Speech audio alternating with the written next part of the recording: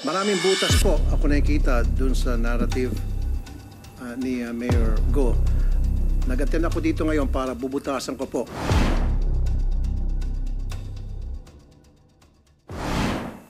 Hindi po kapani-paniwala. Marami din po ako, Madam Chair, na request sa committee na ito ipapatawag. Unang-una, ipapatawag po natin ay yung pong midwife na nagpaanak sa kanya.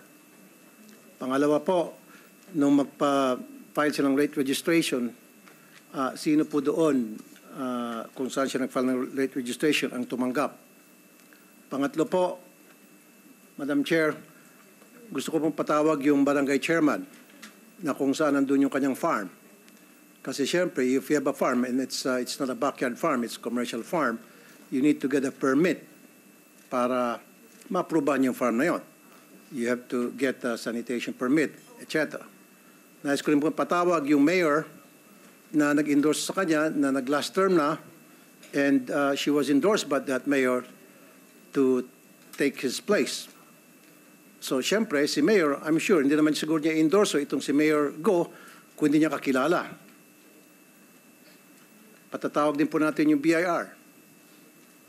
Patatawag din po natin yung mga suki niya na pinagbebenta niya ng baboy.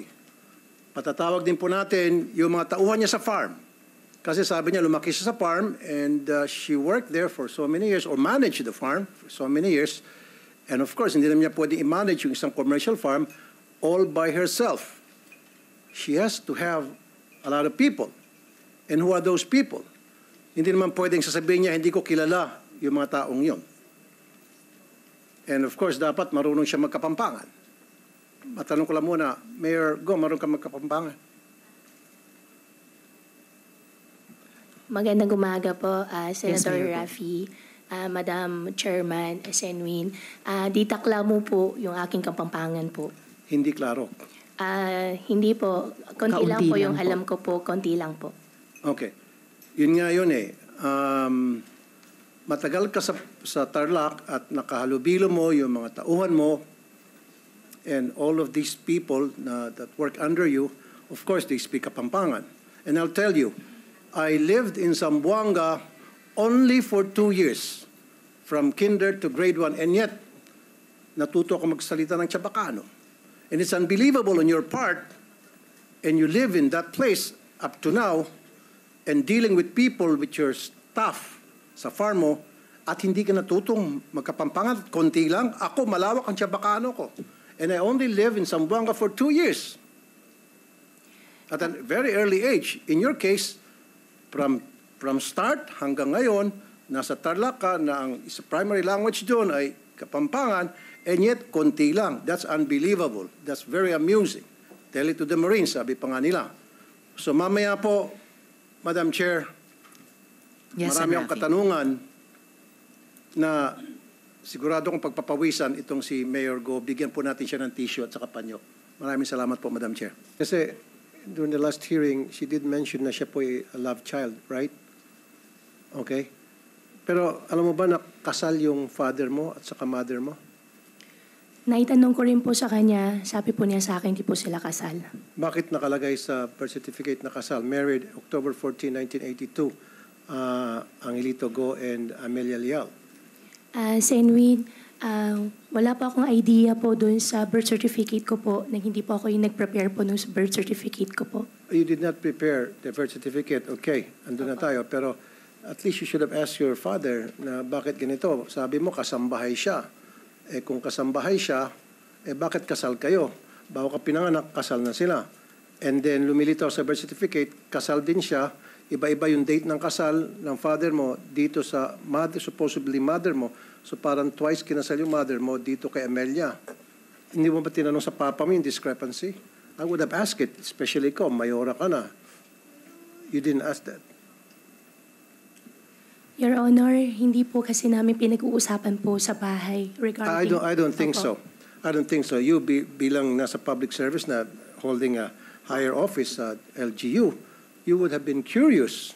Di ba? Kasi sabi mo, sooner or later, ito'y mauungkat, ito'y tatanungin sa akin.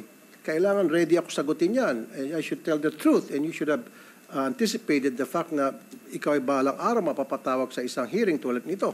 So in this case, you are not prepared. Halatang may mga butas tong my statement mo. Kasi you should have asked your father, Dad, kung ako'y love child, how come na kasal pala kayo ng nanay ko? Tapos pa na yung sabi mo na nabuntis lang at pagkatapos ng mabuntis, tumakas na. Umalis na yung nanay mo. Hindi, lumilitaw dito. Nagpakasal pa ulit yung papa mo sa mama mo. So, you should have asked that. Come on, Dad, give me a break. Tell the truth.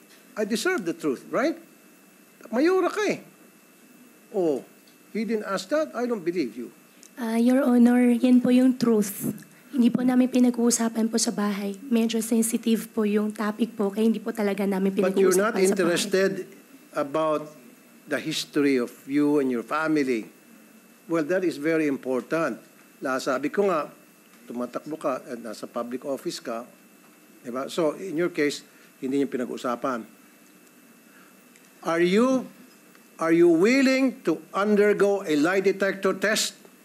Yes po, Your Honor.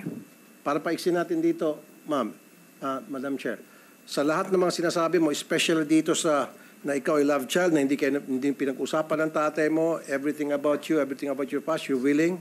This is voluntary though, and hindi naman to acceptable sa korte. Para dito lang, para naman to help you at the same time.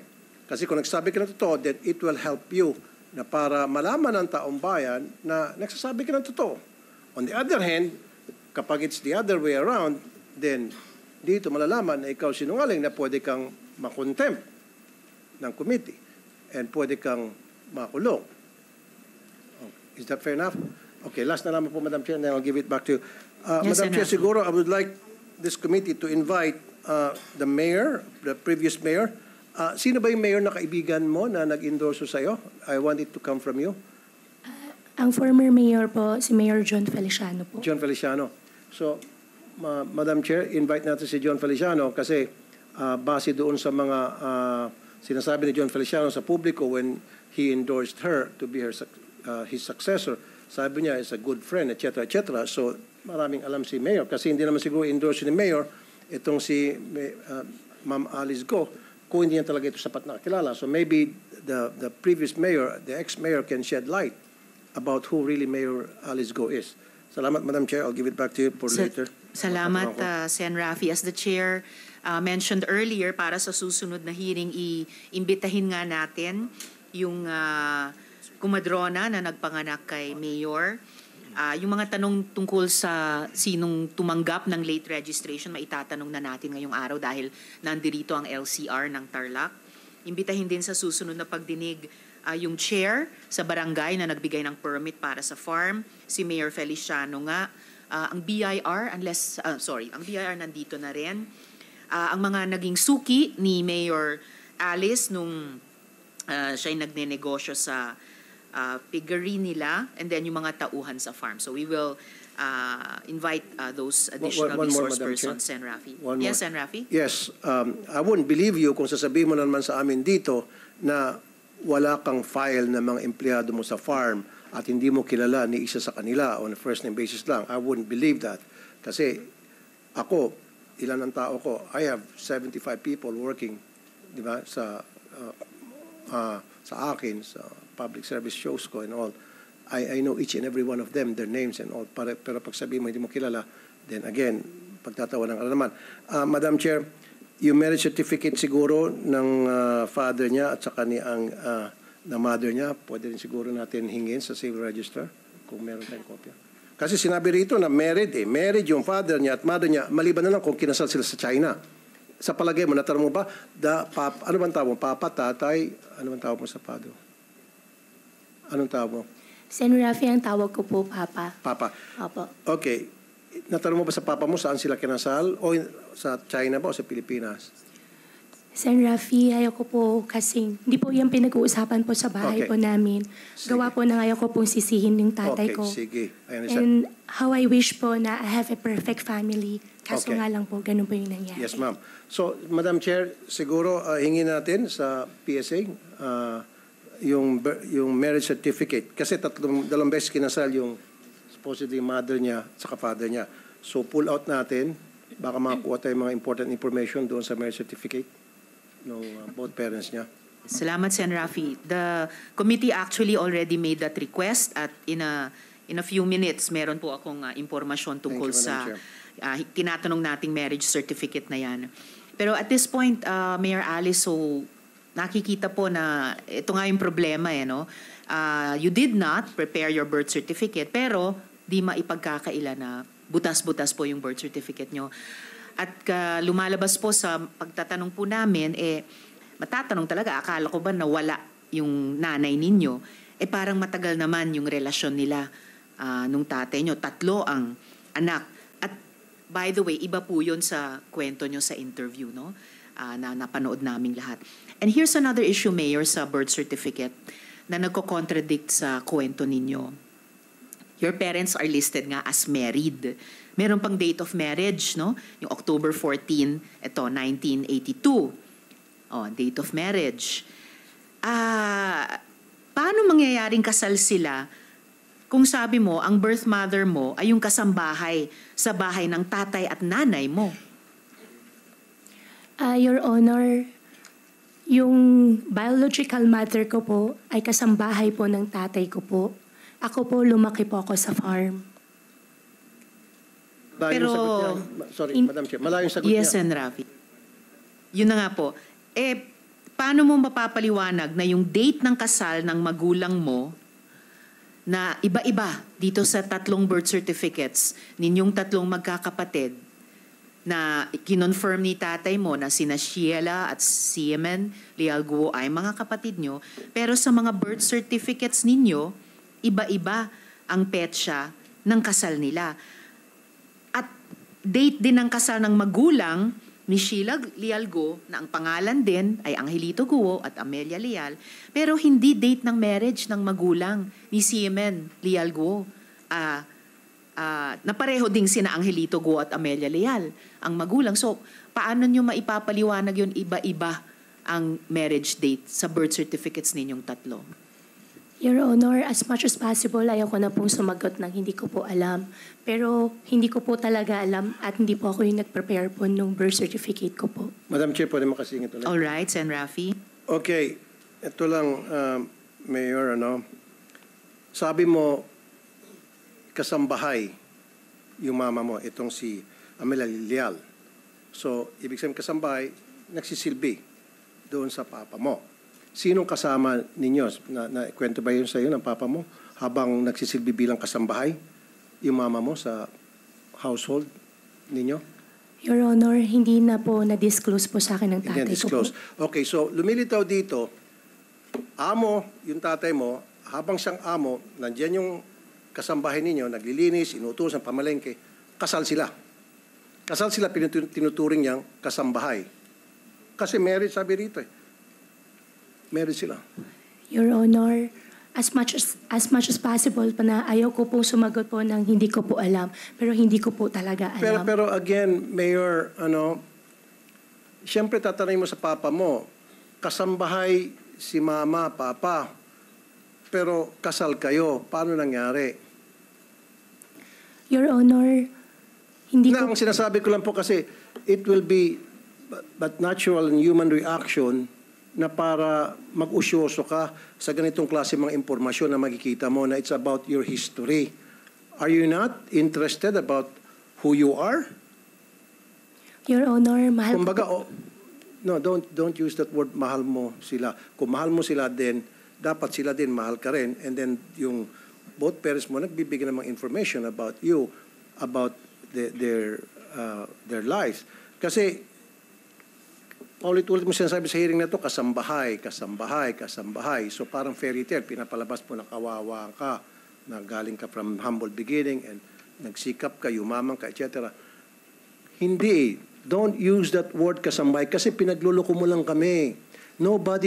Madam, nobody will believe you. You keep stating na kasambahay. Paano maging kasambahay yung nanay mo kung sila ay kasal ni papa mo? Maliban na lang kung si papa mo ay nagsisinungaling dito sa birth certificate. And what is the reason why would he lie? Di ba? Bakit magsisinungaling yung papa mo?